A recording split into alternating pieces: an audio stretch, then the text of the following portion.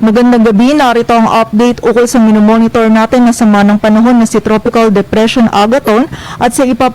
sa isa pa pong sama ng panahon na minomonitor natin na nasa labas pa ng area of responsibility na si Severe Tropical Storm na may international name na Malakas. Kanina nga pong alas 10 ng gabi, ito pong si Bagyong Agaton ay huling namataan sa vicinity ng Santa Rita, Samar. Taglay po nito yung lakas ng hangin na 45 km per hour malapit sa sentro at bugso ng hangin na umaabot sa 70 km per hour. Ito po ay kumikilos hilagang kanluran ng mabagal at asahan po natin na magdudulot pa rin po ito ng mga pag-ulan sa bahagi ng Visayas maging sa ilang bahagi ng Southern Luzon at Mindanao.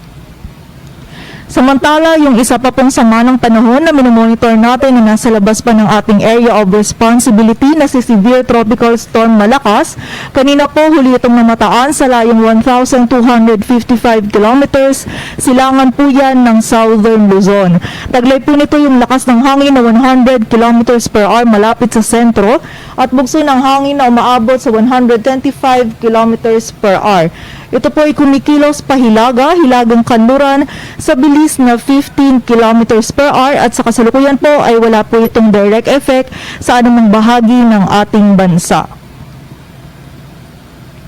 At para nga po sa latest forecast track analysis ni Bagyong Agaton, inaasahan nga po natin na ngayon po hanggang bukas ng hapon ay patuloy nga po itong maglalagi lamang dito po sa area po na ito ng Eastern Visayas kung saan by tomorrow evening naman po or bukas ng gabi, inaasahan natin na patuloy po itong or magsisimula na po itong kumilos pasilangan. Palayo po yan sa ating kalupaan patungo sa Philippine Sea kung saan ito na rin po yung start. By that time din po na ito nga pong si Bagyong Malakas naman ay magkakaroon ng interaction with dito po kay Bagyong Agaton. At para naman po sa Tropical Cyclone Wind Signal number 1 po natin, meron pa rin po tayong mga nakataas. Dito po sa southern portion po ng Masbate, particular na po yan sa Dimasalang, sa Kawayan, sa Palanas, sa Placer, sa Kataingan, sa Esperanza, maging sa bahagi din po ng PUV Corpus. Dito din po sa bahagi ng Eastern Samar, sa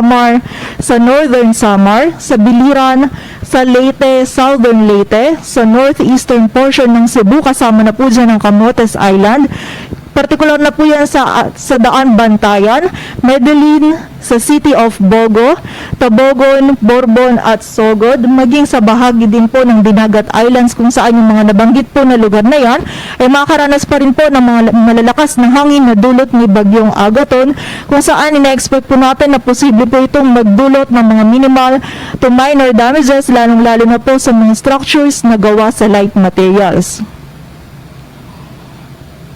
Samantala, para naman po sa mga pag-ulan na maaaring idulot ni Bagyong Agaton, ngayon pong gabi hanggang bukas din po ng gabi, inaasahan po natin na meron pa rin po tayo mga katamtaman hanggang sa malalakas at kung minsan po ay mga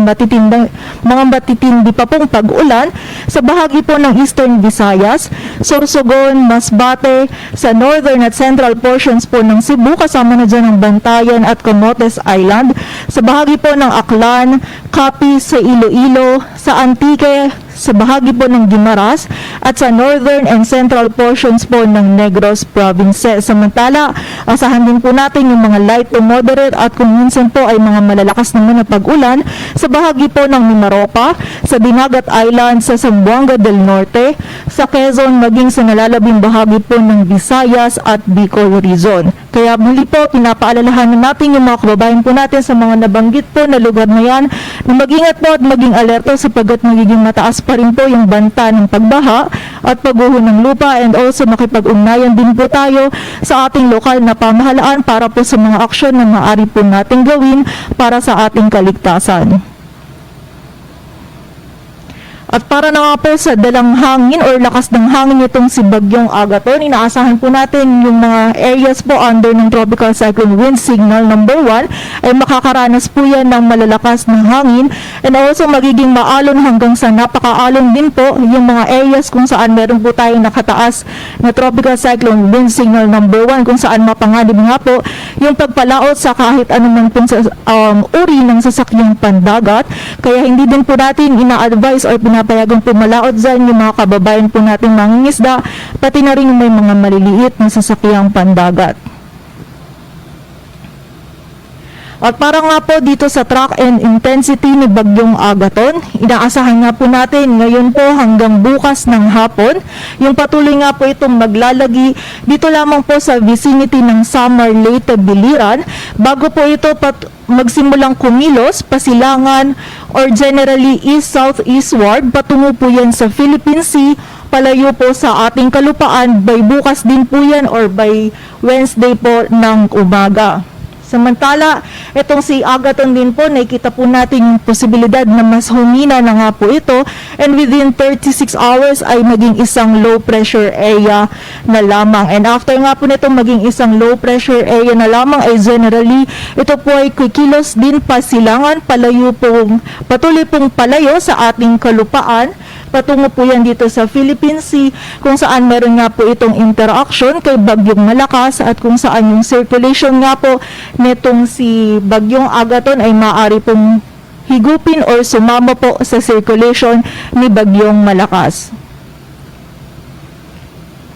At para naman po sa track and intensity ni Bagyong Malakas, naasahan nga po natin na in the next 12 hours po ay ito po ay patuloy nakikilos pa north-northwestward or hilagang-hilagang kanluran. And dahil nga po sa mga analysis po natin ng mga nakalipas na oras, ay meron po itong bahagyang eastward na shift po ng movement niya. Eastward po is palayo po ng bahagya dito po sa ating Philippine Area of Responsibility, kaya nakikita po natin na bumababa din po yung chance na ito ay papasok sa ating Area of Responsibility. Ngunit hindi pa rin po natin nirule out na papasok itong si Bagyong Malakas sa PAR, and by that time po nakikita natin na short period lamang yung ilalagi nito sa loob ng ating Area of Responsibility, kung saan by tomorrow evening po, bukas ng gabi or sa Wednesday din po ng umaga ay maaari nga po itong mag-turn na northeast or palayo po or palabas po muli sa ating Area of Responsibility.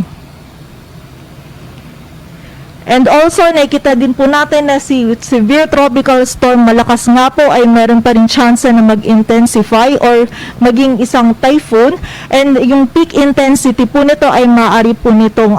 ma-reach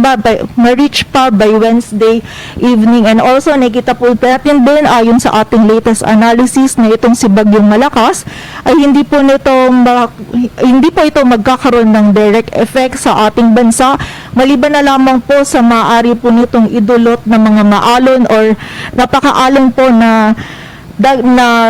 kalagayan po ng ating karagatan dyan po sa area ng northern at eastern seaboards po ng Luzon, maging sa eastern seaboards po ng Visayas at Mindanao, kung saan pinapaalalahanan nga po natin yung mga kababayan po natin dyan na papanganib po yung magiging pagpalaot po dyan sa mga susunod na araw, kung saan ito nga pong si Bagyong Malakas ay maaaring bahagyang lumapit sa ating Area of Responsibility or pumasok sa ating Area of Responsibility.